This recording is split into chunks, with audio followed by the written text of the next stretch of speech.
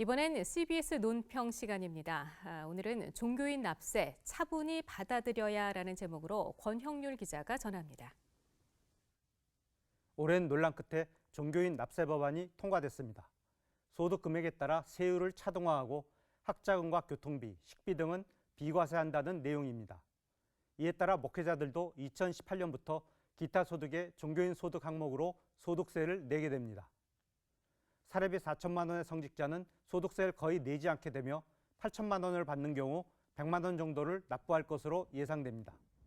개신교 목회자의 96%가 연간 사례금 4천만 원 이하로 추산되니 세금 납부 대상은 3, 4% 정도에 그칠 것으로 보입니다.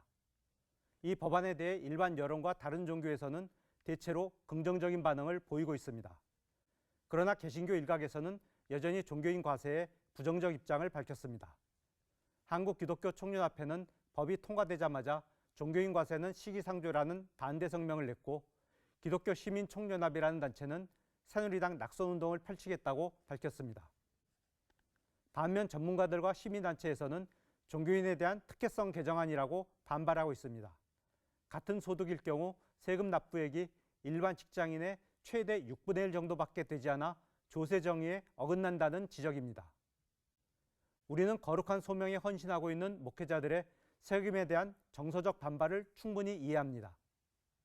하지만 이 시대는 뱀 같은 지혜를 요구하고 있습니다. 교회에 대한 비판이 어느 때보다 강한 현실 속에서 우리는 선교적 관점을 최우선에 두고 판단해야 합니다. 여의도 순복음교회와 소망교회 등이 이미 자발적으로 세금을 내고 있는 것도 이런 선교적 고려 때문입니다. 고소득 목회자들이 국가에 대한 자금 부담을 나눌 경우 생활고에 시달리는 수많은 작은 교회 목회자들에 대한 합법적 지원의 길도 열립니다. 정부의 저소득층 지원 대책에 목회자도 포함될 경우 그 지원액은 세금 납부액의 몇 배나 될 것으로 추산됩니다. 이미 종교인 납세법은 압도적 찬성으로 통과됐습니다. 법을 다시 개정해 무효화시킨다거나 낙선운동을 벌이겠다는 식의 시도는 바람직하지 않습니다. 교회에 대한 반발감만 키울 뿐입니다.